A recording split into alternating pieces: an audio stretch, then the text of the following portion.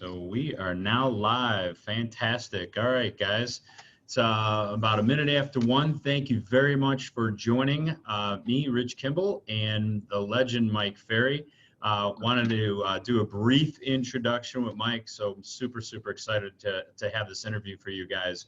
Mike probably doesn't need an introduction. He's only been at this for about 4 decades, but he does run the Mike Ferry organization, which is a multi-million-dollar company with about 10,000 plus, tens of thousand clients. Is that how many clients you got, Mike? 46,500 today. Wow, that's crazy. That's crazy. Yeah. Well, we're very happy to have you, Mike. We wanted to bring you in. Obviously, these are challenging times for a lot of people. And we want to bring you in, have you share your thoughts, your history, the wisdom, and what you're seeing today. So I'm going to jump right into the questions on there. So the first question that we have to discuss is, should we expect a substantial decline in the amount of business being done if this continues for a long period of time? I think there's probably 4 answers, Rich, to that question. And do you prefer Rich or Richard? Rich is fine. Good, thank you. I think there's 4 answers to that question. Number 1, I don't think it's going to last a long period of time. It's not like 2007 to 2012, which, as all the veterans know, was devastating to the industry. So I think we have to work under the assumption that the science and medicine is working on a way to solve this problem. So that's probably the most important. But second, I want to say to you and all your great listeners that minimum this year, we're going to do 4 million real estate transactions in the US. That would be a worst case scenario. We'll probably do 4.5, 4.6 million. And you know, as a loan originator, what that really means, that's 8 million commission checks will be distributed to real estate salespeople all over the country. So the only thing I'm going to say to all of your customers and your prospects, they want to have for themselves, because that's really what the issue is. So whether the market is going up or down, there's still business being done. But then I also want to suggest to all your agents that the greatest advantage they have today, and Rich, this will create a smile on your face because you understand this so well. The number of agents competing today is the lowest point we've seen since 2010. Wow. Meaning most agents are hiding in the closet, they're under the bed, they're not working. So what happens is all the agents that are working, their opportunities have multiplied by probably 8 or 10. Because, let's take the city I live in, Las Vegas, Nevada. And I know you guys have done a couple of your big national conferences here over the last few years. And I get to see Matt Weaver, who's a longtime friend at that time and an associate of yours. Well, if you take Las Vegas, there's 15,000 agents in our little city. That's a lot of agents. I'll bet today, so it is 11:05 in Las Vegas. Rich, I'll bet there are not 1,000 agents working at this time. Wow. So for the agents that are working, it's a heyday, because the number of transactions is not dropping as fast as the number of agents are dropping. So it actually creates a better environment for the agents that are working. So then the fourth part of that answer, and sorry it takes so long, if the agent's mindset is even reasonable, if they're even reasonably positive about what they're trying to accomplish, and their skills, which are necessary, are good, this market is ideal for them, because the number of people doing deals is still very, very strong throughout the country. So if we take the greater Chicagoland area, guesstimate how many agents are in the marketplace? Would you guesstimate? Chicagoland, I should know this. I actually don't know the number. It's got to be, 40,000, I'm going to guess. Wow. So I'll bet the good news is there's probably 4,000 or 10% working. So I'm really excited about the opportunity, Rich, for all the agents that you work with. Well, first of all, one thing I do know about cross country, you provide the best service, and that's the name of the game, okay? And that allows the agents to provide the best service for buyers and sellers. And when you can offer the best service, you're much more attractive to the public than some of the people that are in the industry that probably should be working at Walmart. Okay. Yeah, no doubt. No doubt. We've seen too, probably 3 or 4 cases in the last 10 days, Mike, where people are telling me about multiple offers. They're in Yeah. competitive offers right now. So, I agree with you. The business is still out there. We went into this with limited inventory. Now there's even less inventory, and people are competing. So, our next question that we have is for the agent that's sitting at home, working from home. What kind of schedule should they be following as they're working from their homes instead of their offices? I know the state of Illinois has been a pretty tough state, like Michigan, New York, New Jersey, for allowing businesses to operate. I mean, I can hear that coming, and it's a pretty tough environment for you folks. But here's what I want to say to the agents. There's two agents that I have the most empathy for. A single man or woman who's in real estate, because they're home isolated by themselves, and you can only talk to the wall or your dog so many times per day before you kind of go nuts. But I also really feel sorry for those young ladies from 25 to 40 that have children and a spouse and a house, because they have 4 jobs and they're home isolated. Take care of the kids, take care of the spouse, take care of the house, and do their job. So here's what I want your agents to think about and do. And this is a great message for you and your team to carry forward. 8:30, 9 o'clock, have a family sales meeting 5 days a week, okay? Because you're going to get them together, and you're going to ask the family to give you 1 hour of uninterrupted time between 9 and 10 to do your job, to provide for the family. 1 hour uninterrupted. And then, Rich, at 10 o'clock, take a 20, 30, 40-minute break, help the children, help your spouse, all the normal things that you do inside of a home. Then at 11 o'clock, do another 1 hour, okay, uninterrupted. Now, think about this. If we take 500 agents in Chicago and they actually did this 3 times a day, they would double their production. Because a real estate office, different than what your environment or my environment is for business, a real estate office is a safe haven for people to go.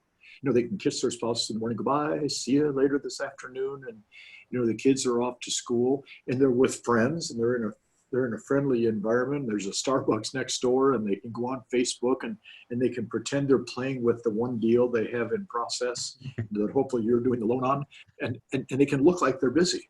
But Right. see, at home, all that is stripped away. So what we're asking is 3 1-hour segments a day that they block in their schedule, okay? And by the way, I should have started by giving you an apology. Unfortunately, 2 hours ago, I had pretty serious cancer surgery, and I can't take my shirt off to put a shirt and coat on because they won't let me raise my arms for the rest of the day. So I'm having to wear something a little loose and very unprofessional, so I apologize for that. But I hope the message overcomes the fact that I'm dressed casual. That's Oh my goodness. Yeah, well, we appreciate you making the time for this. Hopefully that turns out well for you and you're feeling better. Well, it's interesting because, do you play golf at all? I'm not a golfer, unfortunately. Well, I've played golf all my life, and I'm paying for it in my 70s because all that sun I've had. This is my 4th cancer surgery for what they call a melanoma. And I mean, it's no big deal. I got a few stitches, and I just can't take my shirt off, for the rest of the day. So I apologize for being casual, because well, I've seen you before in these events, and you've been all dressed up. So I know you come dressed to work. So even if it's on Zoom, so that's good. All right. So our next question that we have here is: do you anticipate prices will drop as the crisis continues and gets resolved? Well, you said something a minute ago that if I would have been there with you, I'd have given you a high five. Inventory is the key to this market, which means the lack of inventory is our biggest asset. And of course, you and I as veterans say to ourselves, when would lack of inventory be an asset? Because usually the lack of inventory is no good. But see, today it stabilizes the prices. And that's what we need to do. See, a buyer wanting to buy, man, the prices are good. The seller that wants to sell, there's a lot of buyers in the market. So the price stabilization, I was on the phone yesterday with Matt, and Matt said to me, you never talk about your background. I said, well, referring to what?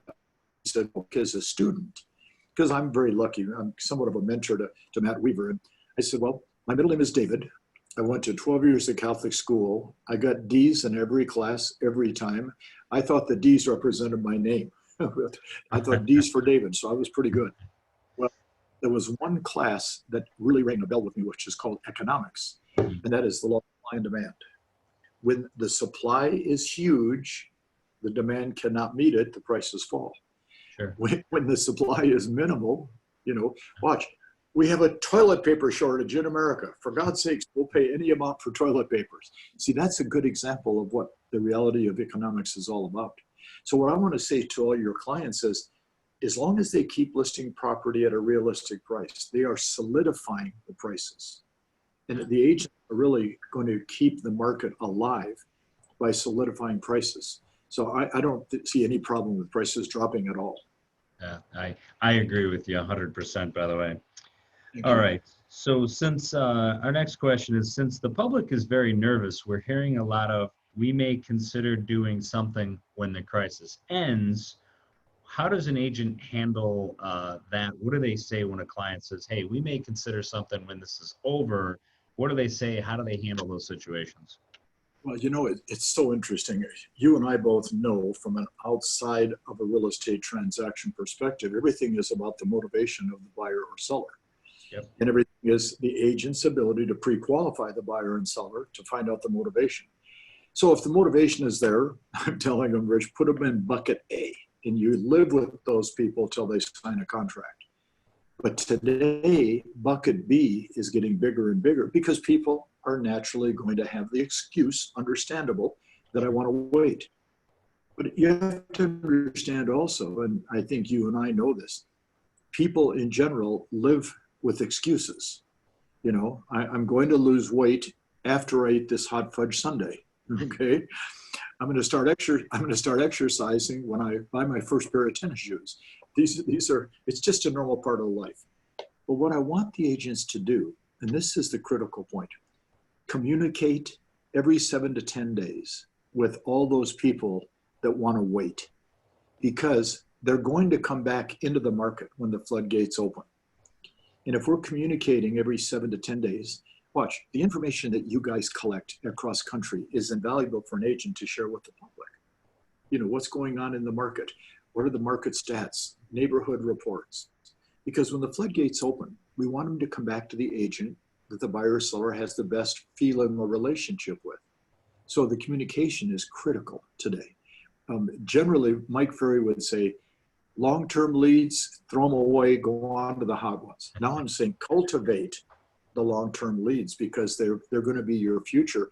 And that pot is getting bigger because more and more people are naturally afraid. I had a friend say to me a couple of days ago, Rich, it's the strangest thing, this disease. We can't see it. We can't touch it. We can't feel it. We can't smell it. You could walk out of your home, touch something, and get the disease. This is strange time. So people are nervous. That's why the communication is so important. Okay. Absolutely. No, I think the communication is key. There is one thing I'll add from a mortgage standpoint. Please. We feel that rates a year from now are going to be higher. And we're talking a situation where their buying power is much stronger today than it will be a year from now. And the difference between 1% in the rate, Mike, and you know this, you've been around this, the difference between 1% could mean $50,000 of buying power for the same payment. And that's something that an agent could also use to leverage a conversation, just to again, share the information and make sure we kind of plant that seed in their head. Well, and Rich, that is such a simple, logical, and critically important point for an agent to carry forward when they're talking to the prospects about the future. Because the truth is, now is the time to buy or sell real estate. So thank you for that. That's a great example. Yeah, it's anything we can use to help the agents leverage their conversations is definitely useful. So our next question is, knowing that social distancing will be in place for a while, who should the agents be prospecting and talking to right now? Help me understand, is Illinois real estate essential or non-essential? Yeah, so the only thing deemed right now non-essential in Illinois would be you cannot show an apartments where there's currently tenants in it. Housing can be shown, and Yeah. housing can be shown, they don't have open houses, but you can Yeah. show homes, so no open houses, no showing apartments where there's tenants occupied. Okay. So it's not overly regulated, but there's still some restrictions in play. Correct. So, and of course, you'll get a kick out of this. This little cell phone 90 days ago was the enemy of a real estate person. I mean, I would listen to the whining and the moaning and complaining, Mike, I don't like calling people and I don't like to bother people and I don't like people calling me. And I'm going, oh God, I've heard these stories for 45 years. But now it's your greatest asset Right, because people are home. If their phone rings, they answer. The right. biggest challenge that the good agents, Lee Marcus, who's a Chicago resident and a great agent and a great client, longtime friend of ours, Lee will say that his biggest challenge today is when he calls somebody, he can't get them off the phone. They want to talk. So here's what I want them to do. Call their past clients nonstop, constant communication with past clients. Call their centers of influence because that is your future referral source. And you want to be the calming force for your centers of influence to keep them knowledgeable and aware. But the money, Rich, and you'll get a kick out of this today, is in the just listed, just sold phone calls. Because normally, Saturday and Sunday, husbands and wives are driving to the store, the mall, going over to the lake, seeing for sale signs. They don't see those anymore because most of them are not going anywhere. So the inability for the average buyer to do a sign call has been eliminated. Yep. I would bet by over 90%. So now if I have a listing or a sale and I call 15 to 20 people in that community and share with them what we're doing and what's going on, they become a neighborhood advocate. They become a neighborhood expert. I mean, it's a wonderful time to create conversations that they otherwise probably would not have. So just listed, just sold really are one of the important calls. The fun one that nobody wants to think about is the for sale by owner, because they rely on traffic. And that traffic is people driving around. Well, that traffic doesn't exist today. We keep a home in Newport Beach, California, and we keep our home here in Las Vegas. And it's interesting. We've traveled over a couple times during this pandemic to see all my kids. There's no traffic. The Las Vegas Strip, Rich, is now doing bicycle tours 3 times a day up in the Strip because there's no cars. Yeah, I love Las Vegas. I thought about that the other day, how eerie that has to be that there's no lights on or anything. So. Oh my gosh, it's like an atomic bomb went off, but left the people standing. I mean, can you picture? And for those that have been to Vegas like you and I, they're riding bicycles up and down the Strip every day. It's fascinating. So this is the time to use your phone to create the conversations and connections. Thank you for asking. Yeah, that's a good segue to our next question. So I definitely have to check out some pictures of the Strip right now. But so we're obviously becoming a virtual industry, and this is really kind of forcing a lot of people into it. But we're becoming a virtual industry versus face-to-face. What does that mean for us? I got to tell you, speed and efficiency. Speed and efficiency for you and I in our roles. I mean, think about this, Rich. Since March 15th, this is my 102nd webinar that I've done since March 15th. Okay. I mean, I'm doing these all day long for all of our clients all over the country. If I was Superman and could fly 1,000 miles an hour, I couldn't have done what I've done in the last 45 days. It allows you to have a contact that you normally wouldn't be able to find when you do a webinar. So speed and efficiency. But so picture this situation. You and your wife on Saturday morning have an appointment with a local realtor. You're not in real estate, so you're going to look at property. You want to buy a new home. Yep. You're going to spend $400,000. The agent smartly has pre-qualified you, had cross-country pre-approved, so everything is set. They got 6 homes to show you. 10 o'clock in the morning, you and your wife show up with a smile. The agent greets you at the door and then says the following: we have 2 choices. We can spend most of the day together, which I'm anxious to do to help you find the home of your choice. Or I can take and show you all 6 homes virtually in about 20 minutes. And then we can select the 1 or 2 that are best for you. Which would you like to do? 100% are going to say, let's do the first 6 virtually and then look at 1 or 2. You know, I'm going to say something that will again bring a smile to your face. Some of the agents may not like it. Real estate people actually think the public wants to spend time with them. I mean, that is the dumbest thing I've ever heard in my life. On a listing, they want you to come in, tell them what you're going to do, get it signed, and get out. You know, it's not a wedding rehearsal party that you're having. It's, for God's sake, you're making a listing presentation. So in showing property, anytime you can cut down the length of time, the relationship becomes stronger. Yeah. Because agents often feel that the strength is the length of time. The strength allows the exposure of the knowledge or lack of knowledge to the buyer and seller to show. So I've always said, shorten your time. And that's what virtual does. However, I will say to all of your agents, you know, you look like you've done this 1,000 times. I mean, you're very, well, no, you have a great smile. You're very professional. You look into the camera. Some of these webinars, you know, you have to practice because this is up close, front, and personal. Yeah. I mean, I can't hide the fact, okay, that I'm dressed casual today. No matter how I do it, I can't hide it. Yeah, okay? Right. So what they have to do is they have to practice virtual presentations to get used to working on camera. And boy, anything we can do to encourage that. Because I got to tell you, I think 6 months to a year from now, 30-40% of all deals will be done this way. Just because of speed and efficiency. I tend to agree. I've done more with Zoom and Microsoft Teams and everything right now. It's just not only for business but socially. So I mean, it's really been it's changed a lot of things. And like you said, I've done more videos to clients and agents than I've in the last 2 months than I've done in the last 10 years. So it's definitely game changing. So we've got, let's see here. Many people feel that the world and economy are coming to an end.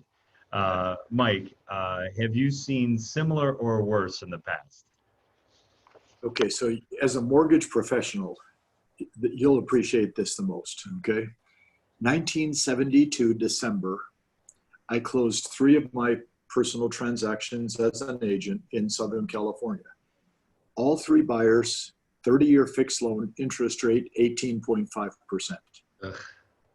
I know. I just watched your expression, which made the whole thing worthwhile. You go, ugh. Yeah. In 1973, we were closing deals at 21% on FHA transactions. We thought the world had ended, but we made it through that, okay? In 1987, we had a day called Black Monday, the worst stock market crash you remember in the history of the country. Yep. I did not know much about the stock market. I had been in business for 10 years. I took almost everything I had, gave it to a stockbroker and invested. One day, whoosh, gone. I lost everything, okay? I thought, this is the end of the world. But how about this? 9/11, I think the worst day in the history of our country, okay? And Chicago was very fortunate not to have that experience they had in New York. As I said to you before, Chicago is our favorite city to visit because it's New York City, smaller and clean, which we love. And so we're anxious to come and see you folks again in the future. But 9/11 was a disaster for everybody. We thought the world was coming to an end. How about that wonderful 2007 to 2012? Yeah. I mean, I know all of us, you talk about a giant, fall from grace the industry took. But I think the most important thing, Rich, is that I could say to your people, the greatest strength of the American public is resiliency. We come back stronger after something terrible happens than before. Right. And I really believe that with the guidance of people like you folks and what I try to do and the good realtors, we're going to come out of this, or as my son Matthew says, this too shall end, because this will end. But we just have to keep being diligent. We have to keep our work ethic strong. We got to keep every day working in spite of the challenges that this terrible virus presents. Watch, I've only got 15 years left. okay, in terms of doing seminars. I'm 75. I figure I'll stop at 90. I got at least two more big recessions I have to go through before I get to 90, based on the normal 6 to 7 year cycles of real estate. Sure. So this is preparation for our future. Okay. Well, a couple things I took a couple notes here. I've been taking notes. This has been great so far, Mike. One of the things I wanted to, when we can get together, we're going to be sure to have you out here and get the agents to come out and see us. So we're excited. We're certainly excited about that. Also, I think I think housing will definitely be one of the leaders coming out of this recession. That lack of inventory issue isn't going away. And what I've talked to people now that are living in the city or they're living in a house with their kids, the conversations I'm getting now, Mike, are, we realize we thought we needed a basement. Now, because the kids are home 24/7, we know we need a basement. We want the kids to go there, have their own space, and we get our house back. And so those conversations are starting to repeat themselves, where if you think about this, guys, people have been sequestered for 8 weeks, could be as many as 10 to 12 weeks, and they're in a place where they weren't sure if they liked it. Well, now they know they don't like it, whatever the reason is. So those people are coming into the marketplace. So it's that part's really exciting to me. I do want to make a note in here. The chat box is open. If you guys have questions as we're going, please plug them in here, and we're going to address them as they come in. Mike, my next question for you is, should agents lower their expectations for the balance of this year? Absolutely, 100%. Do not ever do that as long as you're alive. Raise your standards. Create a little motivation in your own life.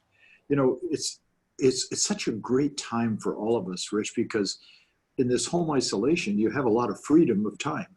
So this is the time to do a little self-reflection. I look at myself and say, okay, I need to work a little harder on my lead follow-up skills. And now you have the time to improve.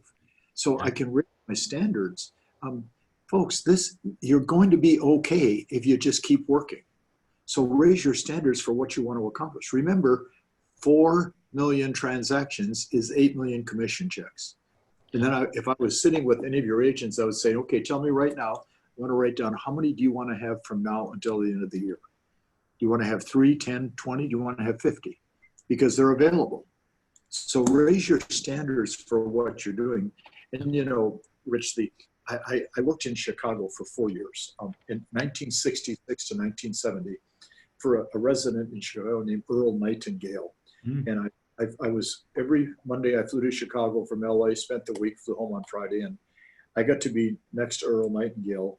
I mean, it was the most magical period of my life, okay, being around that man every day. And Earl always said the same thing. You got a choice. Do something positive or do something negative. And it's as simple as that. So if we can get these people to understand that this opportunity to improve is a positive step. I mean, this pandemic can really make some people great as this thing comes to an end in the next few months. And by the way, if what you said is so true, it may be another 4 weeks before the veil is lifted. But the city of LA, they announced yesterday, they're considering keeping the city closed until August. I mean, one thing about LA we know for sure is that, first of all, they do have people revolt. And if they close the city until August, they're going to have a revolt second to none. And they can't go west because there's an ocean in the way. So, I'm glad that your state is getting better. I'm glad that some resolutions now taking place in Michigan, hard hit, obviously New York City. We're lucky in Nevada. We've only had 300 people pass away from this terrible disease. So we're way down the list, but we're also very, very cautious. And caution is never a liability, it's an asset. So don't lower your expectations. I agree with you about that. I mean, I think the biggest thing, I think we were one of the first states to go into shelter in place. I think the consensus is we probably will be one of the last. I think what helps the citizens of any state is just a clear guidance and picture of what reopening is going to look like. And, north of the border, Wisconsin has been in the news They just overruled the governor. Well, now there was an emergency stay to keep everybody back in that happened this morning. So there's literally a war about this going on 50 miles north of where I'm sitting right now. Sure. So, but in Chicago, I think a lot of people don't agree, hopefully with the governor, but hopefully he can start slowly letting people back to work. I got a phone call this morning from my dentist. They're like, hey, we're going to schedule for your cleaning. We're allowed to be open. So those little pieces I think are really good for us to start seeing those things come back. So. And I was asked a question this morning. They said, do you think we'll see the foreclosure market coming back strong in 6 to 12 months because of the unemployment? And I said, I don't see that because businesses are opening, which is re-employing some of the people that have been in this difficult situation they're involved in. So I agree with you. I'm very positive about the uptick in the economy, even if this ends. I don't see the foreclosures coming back either because of the availability of forbearance. I've Right. talked about it before. I think forbearance is in some cases misused, but at the same time, they've addressed it immediately for those that really cannot make those payments. They're That's not right. in default. They're not looking at foreclosure. Fannie and Freddie just came out today and basically said that they're going to not necessarily put the payments in the back into true modification. So, for example, it doesn't become a 372-month loan. It's a 360-month loan that might have a little bit of a balloon in the end of it, depending on how many payments were put back there. But just the ability to do that is not going to create a foreclosure crisis because people are not defaulting in the true sense of the form. They're calling up and saying, hey, the CARES Act gave them that window. So I don't see that being an issue at all. No. Thank you for that. That's really good advice. All right, Mike, I've got a question that came in the chat, but I've got one more of my own. You have a very strong mindset. I mean, that's apparent here. I mean, my goodness, you just had surgery and you're here 2 hours later. So I thank you very much for making the time and committing to us for that and helping out the agents that we brought today. How do you keep your mind strong? How do you cut out the negativity and the fear that so many other people are experiencing? Well, I tell you, again, back to my reference to Earl Nightingale. When I was 22 years old, he made such a simple, impactful statement to me. I mean, I was sitting in his office and he said to me, do you understand the power of choice? And I said, I think so. And then, of course, for those that ever listened to Earl Nightingale, I mean, one of the most intelligent human beings probably in the history of our country. And the man that is given credit for having started the entire motivational industry as an industry in Chicago in 1956. And I said, well, tell me what you mean. He goes, well, like every morning when you wake up, you have a choice, get up or go back to sleep. So when I wake up, I get up. It doesn't matter what time it is because there's always something to do. When your feet hit the floor, you have a choice, do something productive or do something like most people, non-productive. When something happens that is askew from your plan, you have a choice, be positive or negative. So I every day I try to exercise the power of choice. I get a phone call 2 days ago and my doctor said, Mike, okay, it's cancer. You got to come in and have surgery. I said, okay, when? He goes, Thursday morning. I said, I'm booked heavy with webinars.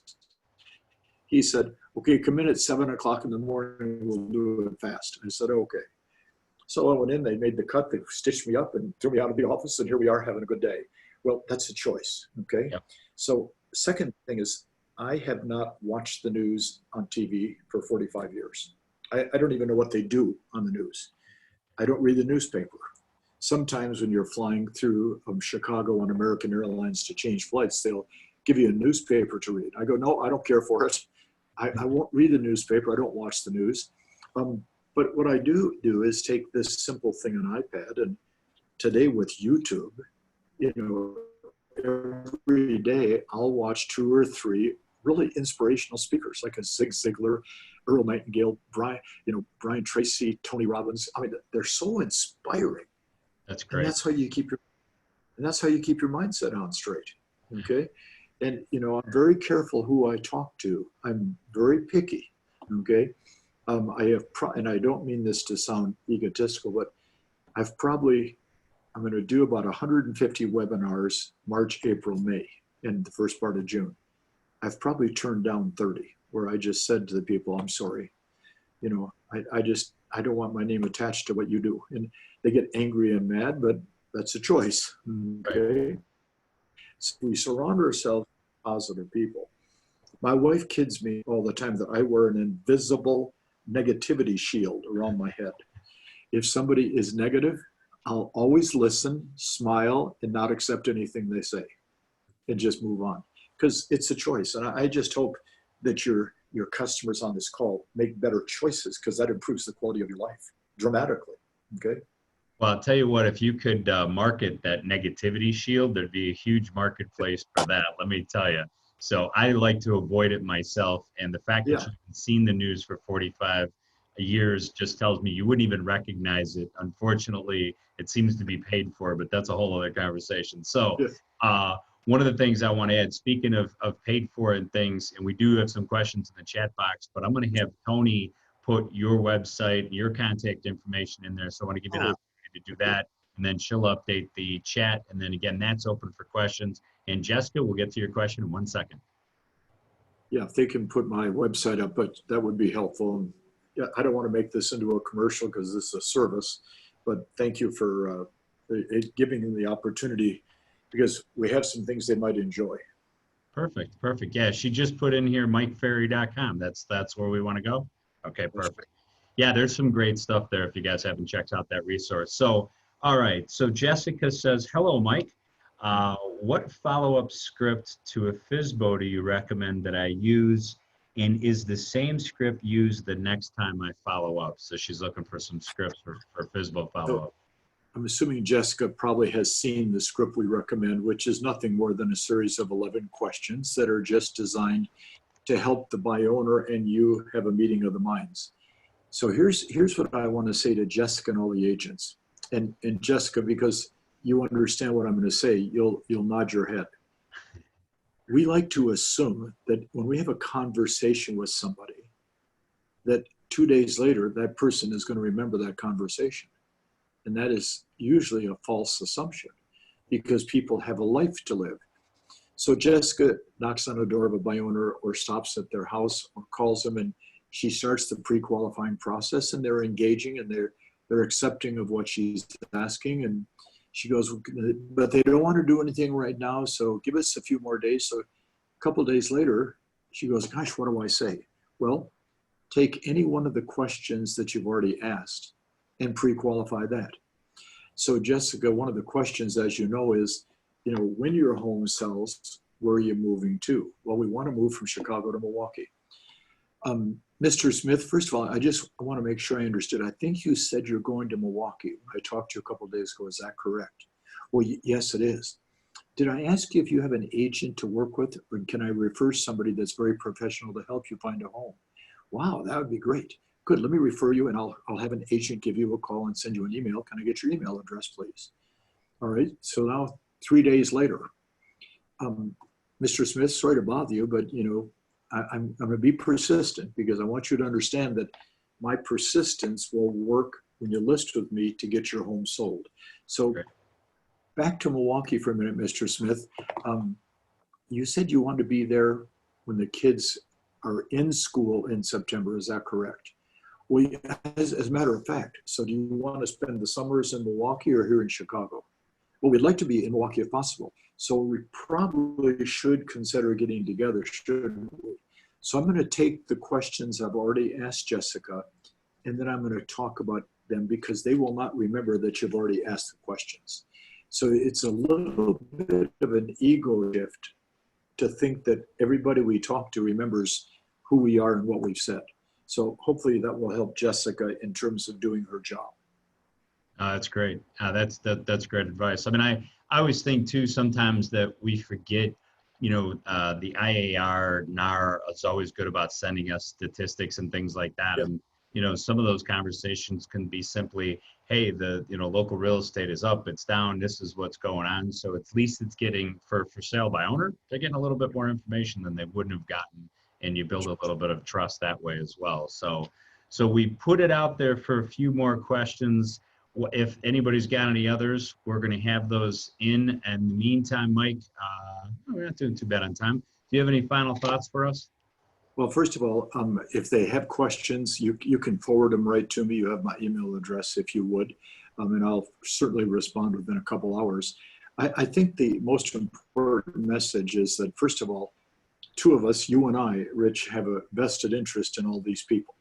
Yep. Their success is what determines our success. And I hope that they take advantage of the service Cross Country offers and the service that we offer. And even though both of us have hundreds of competitors, I happen to think what Cross Country and I do are the best. So I hope they take advantage of that. And with that being said, first of all, I always get a note at the 40-minute mark from my assistant, Lori, and she says to me, hang up, which means I'm supposed to end. So I will say to you, first of all, I am looking forward to very soon, hopefully, being in Chicago to, if nothing else, we'll have a nice lunch. And if we can talk to some realtors, better yet, and wish you the best of luck over the course of this summer for you and your family and your health. And for all the attendees, thanks for being with us. So I'll leave it with that. Mike, thank you very much. Tony, I wanted you to she's my assistant, so learn from that. Hang up. That's a good little clue there. For us in the future, we're looking at putting on another webinar next week with an appraiser. So we're going to bring an appraiser on to get you guys some insight and some help there. Look for that video introduction from us. Mike, thank you so much. Surgery this morning and everything, I could not be more thankful and appreciative of you from the bottom of my heart. When you come to Chicago, please look us up. We're going to say hello, and we may just be the reason you come to Chicago. So thank you again. Good. See you all soon. Thank you. Thanks, bye, Rich. Bye, Mike.